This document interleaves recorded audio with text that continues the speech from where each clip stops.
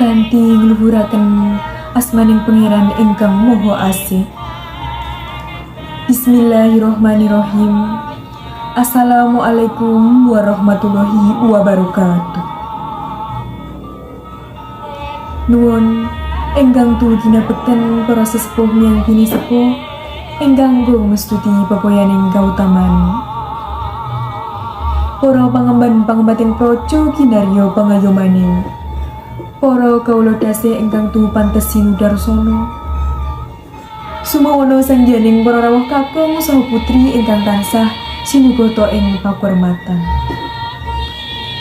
Ngingeti panjenengan sedaya lan kula jejaring titah ingkang tansah kapurba kawasesa dening Gusti ingkang Maha Kuwasa. Pramila langkung rumiyin kula ndherekaken puji syukur dumateng sahandhap pepadaning Gusti ingkang Maha Agung ingkang sampun keparing hamirahaken kegiatan tuwin kawilujengan. Satemah panjenengan sedaya lan kula saged kempal ing sasana pawiwahan punika kanthi winantu ing karaharjan. Tuli nepatno ing deduka kinepihna salwiring sesendu. Dene kula Agnia Alivia Hernisa Jumantaka lumrap atur bilih pengantin sarimbit nun inggih putri saking Bapak Hermansyah SH lan Ibu Hastuti SPD ingkang asesilih Nimas Roro Ayudiah Retnoningrum SPD sampun dhaup kalian Raden Mas Priyo Anggara SPD putra jalunipun Bapak Sudiono lan Ibu Sri Utami pidalem Peterongan Semarang. Bila kekaliyanya sampun kaijabaken kala wau dinten Rebo Surya 8 Februari 2022 mugi-mugi andhedhosna keluarga ingkang sakinah mawaddah warahmah.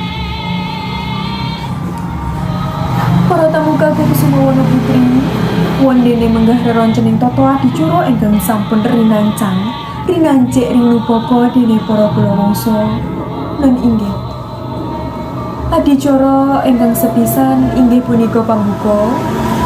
Adicara salajengipun inggih punika waosan ayat suci Al-Qur'an.